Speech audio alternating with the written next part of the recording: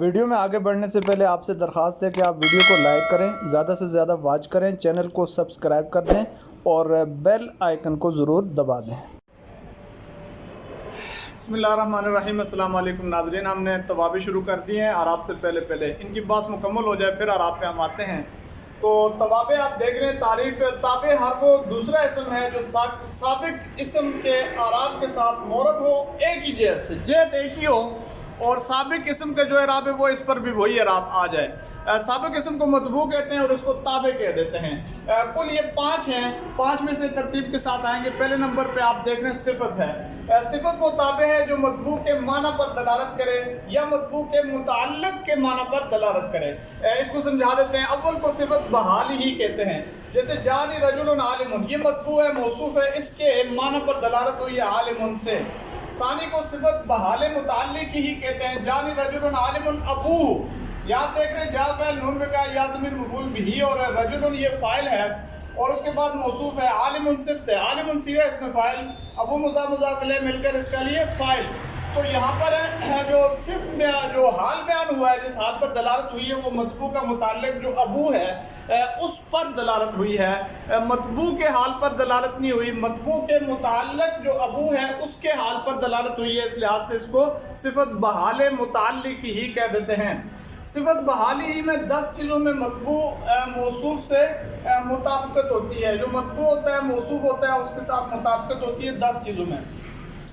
اب آ جائیں نمبر 1 آراب میں تینوں چیزیں آ گئیں، رفع نصب جر، تعریف تنکیر، یعنی اگر ایک پہ رفع دوسرے پہ بھی رفع، جر ہے جر، نصب ہے نصب، ایک معرفہ ہے دوسرا بھی معرفہ، ایک نکرہ ہے دوسرا بھی نکرہ، ایک مفرد ہے دوسرا بھی مفرد، ایک تثنیہ ہے دوسرا بھی تثنیہ، ایک جمع ہے دوسرا بھی جمع، ایک مذکر ہے تو وہ بھی مذکر، اگر مطبوع موصوف مؤنث ہے تو صفت بھی مؤنث۔ یہ 10 چیزیں ہوگی۔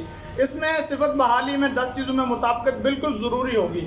رجل عالم، دیکھ رہے ہیں آپ، یہ نکرہ ہے تو دوسرا بھی کیا ہے، نکرہ ہوگا۔ یہ اگر معرفہ ہوگا موصوف تو یہ صفت ہے وہ بھی معرفہ ہوگی۔ یہ اگر مذکر ہوگا وہ بھی مذکر، مؤنث ہے تو مؤنث۔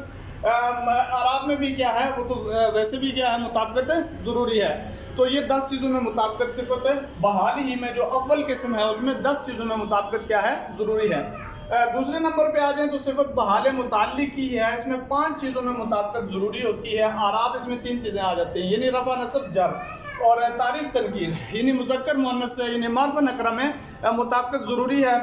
مذکر مؤنث یا مفرد تثنیہ جمع ہونے میں مطابقت کوئی ضروری نہیں ہے صفت بحال متعلق ہی کے لحاظ سے۔ تو یہ اس کی دوسری قسم میں یہ چیز ہے۔ باقی جو بات ہے وہ آپ بڑی کتابوں میں پڑھیں گے۔ عطف بحرف وہ تابع ہے کہ جس چیز کی نسبت مطبوع کی طرف ہو وہی تابع کی طرف بھی ہو، دونوں نسبت میں مقصود بھی ہوں، دونوں کے درمیان حروف عطفہ میں سے کوئی ایک حرف ہو تو اس کو صرف عطف بحرف کہتے ہیں، عطف نسق بھی کہا جاتا ہے۔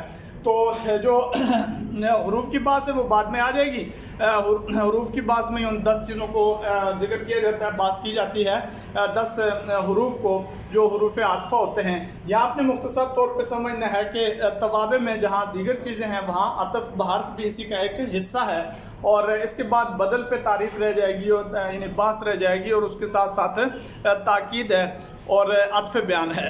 ان کو ہم مختصراً ان کو بھی ذکر کر دیں گے۔ تو اس لحاظ سے پھر ہمارے پاس اعراب سے پہلے تمام باتیں مکمل ہو جائیں گی اور پھر ہم اعراب پہ بات کریں گے۔ اللہ رب العزت ہم سب کا حامی و ناصر ہو۔